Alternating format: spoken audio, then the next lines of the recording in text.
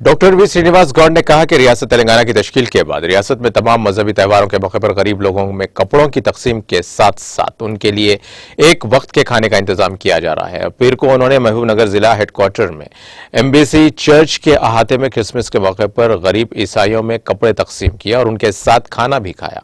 इस मौके पर मुनाक़दा तकरीब से खिताब करते हुए रियासती वज़ीर श्रीनिवास गौड़ ने कहा कि महबूबनगर जिला तमाम मज़ाहिब का घर है और गंगा और जमनी तहजीब का गहवारा है, जहां पर सब मिलजुल कर रहते हैं। और उन्होंने कहा कि जब भी कोई त्यौहार होता है तो गरीब लोगों की निशानदेही करके उन्हें कपड़े और खाने देने का रिवाज है। और उन्होंने कहा कि रियासती हुकूमत की तरफ से इमदादी पेंशन के तहत दी गई रकम से गरीब लोग 3 वक्त का खाना खा रहे हैं। और इस मौके पर जिला एसपी आर वेंकटेश्वर और म्युनिसिपल चेयरमैन केसी नरसिम्हा और सीनियर पादरी रेवरेंड वर प्रसाद और इंचार्ज आरडीओ प्रेम राज और तहसीलदार पार्था सारथी और काउंसलर रानी चर्च के बुजुर्गों और दीगर ने शिरकत की।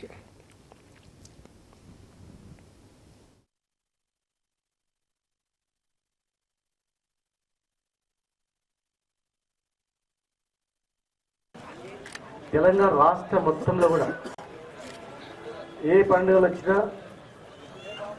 కొంతమంది పేదవాళ్ళు ఉంటారు, బట్టలు తెచ్చుకోలేకపోతారు. కొంతమంది పేదవాళ్ళు ఉంటారు, సరుకులు అందకపోయి ఉంటాయి. అందరికీ పండుగ చేసుకోవాలి అని చెప్పి ముఖ్యమంత్రి గారు క్రిస్మస్ పండుగ సందర్భంగా 2 రోజులు హాలిడే ఇస్తూ ప్లస్ బట్టలు కూడా పంపిణీ చేసి అందరం కలిసి ఒకటే దగ్గర భోజనం చేసే ప్రక్రియ ఇలా ఈ ప్రభుత్వం కల్పించింది.